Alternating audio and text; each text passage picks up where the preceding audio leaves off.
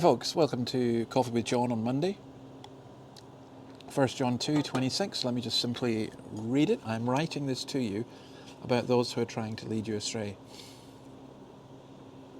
I want to take just a little time to reflect on the significance of that. So, there are people who want to persecute us. The devil goes around like a roaring lion seeking whom he may devour. So threatening us, attacking us, is a way of suppressing our Christianity or trying to stop Christianity. But that's a very blunt and direct instrument, and it doesn't always work. There's a much more subtle instrument that the devil uses, and that's to lead us astray. In other words, it's not just that he stands in front of our path and says, you can't go there. He wants to manipulate us to veer away, and maybe even just to veer away a little bit to start with. But once you get on that trajectory, after a few years, you've veered away a lot. And who tries to lead us astray? Well, first of all, the devil, because he's the accuser and he's the father of lies. And sometimes he uses people who don't even know that they're doing it. But secondly, I would say that there are deliberate false teachers. They know there are false teachers, but they have that particular aim. And I know there's a danger of being, how will I put it, over-righteous, or at one level, where people, you say, well, anyone who doesn't who doesn't agree with every iota of our theology is someone who's trying to lead you astray, So, for example, let's take an issue like the age of the earth. Someone says, well, if they don't believe that the earth is 6,000 years old, then they're trying to lead you astray. No, that's not true. It's just not true. Or if they do believe that the earth is 6,000 years old, they're trying to lead you astray. No, that's not true either. You've got to work out what is substantive and what are secondary doctrines, what are things that are clearly taught in Scripture, and what things we have to work through. What is primary, what is secondary, what is third.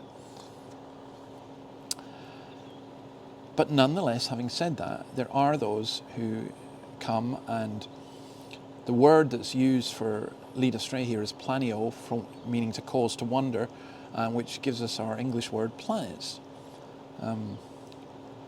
The Greeks contrasted the planets, which they perceived were wandering, with the stars. No, this is not Lee Marvin, I was born under a wandering star. The planets were perceived to wander, the stars were thought to have been fixed. Well, there are those who lead us astray. Now, I would say the cults, I would say the Jehovah's Witnesses and the Mormons and so on, lead us astray.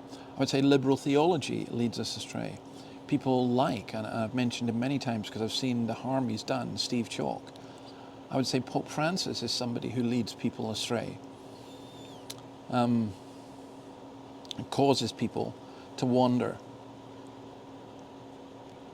I would also say that there are people who use much more evangelical language and seem to say the right things, and yet they just deviate away from who Christ is and what Christ has done.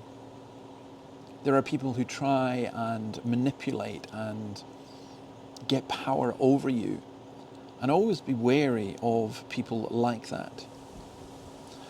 And we're going to see this tomorrow, but this truth that we have, we've got to realize it's a truth that we have within us, as well as an external objective truth. We have to know the truth ourselves, and the truth is Christ. So be very careful. I mean, I do consider a major part of my job warning people about those who seek to lead astray. And maybe I'm too open, maybe I'm too blunt about it, but I have to be. And when I've been led astray, it's always been really good when someone's pointed that out to me, and how God corrects and uses through His Word. So, be careful of those who try to lead you astray, to cause you to wander. Prone to wander, Lord, I feel it. Prone to leave the one I love. Now, stick with God, stick with His Word, and you'll be all right. As they say here in Oz, God bless you, and see you tomorrow. Bye.